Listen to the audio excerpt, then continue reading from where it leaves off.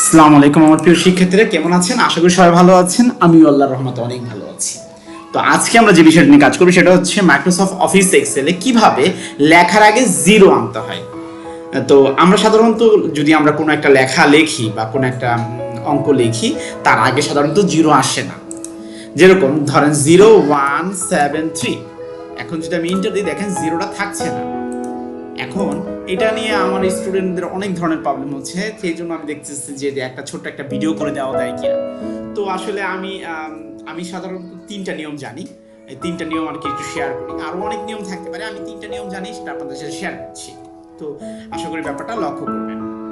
তো এটা যদি করতে হয়, প্রথমে আমরা লিখবো ধরে 0173, তারপরে এই লেখাটার আগে সাধারণত অ্যাপোস্ট্রোপিয়েট, সিঙ্গেল অ্যাপোস্ট্রোপিয়েট, এটা যদি আমরা করি, দিয়ে যদি আমি ইন্টার দিই, দেখেন লেখার আগে এই যে জিরো চিহ্নটা আসছে। তারপর দেখতে পাচ্ছি এখানে একটা ইগনোর চিহ্ন, মানে ইরোর সাইন দেখাচ্ছে। তো এইটাকে আবার রিমুভ করা যায়। এটা রিমুভ করতে হলে একটু ট্রিক্স কাটাতে হবে, যে এটার অ্যারো বাটনে গিয়ে আমাদের ইগনোর ইরোরে ক্লিক করলে ওটা স্বাভাবিক হয়ে যায়। আরেকটা নিয়ম হচ্ছে, আরেকটা নিয়মে আমরা দেখি যে কিভাবে জিরোটাকে রিমুভ করা যায়। আমি আবার লিখছি 017340। তো আমি এখন দেখেন থাকছে না, তাহলে আমি এটা যদি রাখতে চাই, এটা উপরে রাইট বাটন প্রেস করবো। রাইট বাটন প্রেস করে ফরম্যাট সেলে ক্লিক করবো। ফরম্যাট সিলেক্ট করলে এরকম একটা পপআপ মেনু আসবে, এখানে লেখাচ্ছে টেক্সট। টেক্সটে ক্লিক করে আমি যদি ওকে দিই, তাহলে আমি এখন জাস্ট এটার উপরে ডাবল ক্লিক করে যদি আমি জিরো দিই, দেখেন জিরোটা থাকছে। আবার ওই যে অ্যারো সাইনটা স্বাভাবিক করার জন্য আপনাকে এটার অ্যারোতে গিয়ে আপনি ইগনোর অ্যারোতে করে দিতে পারেন, তাহলে স্বাভাবিক হয়ে যাচ্ছে।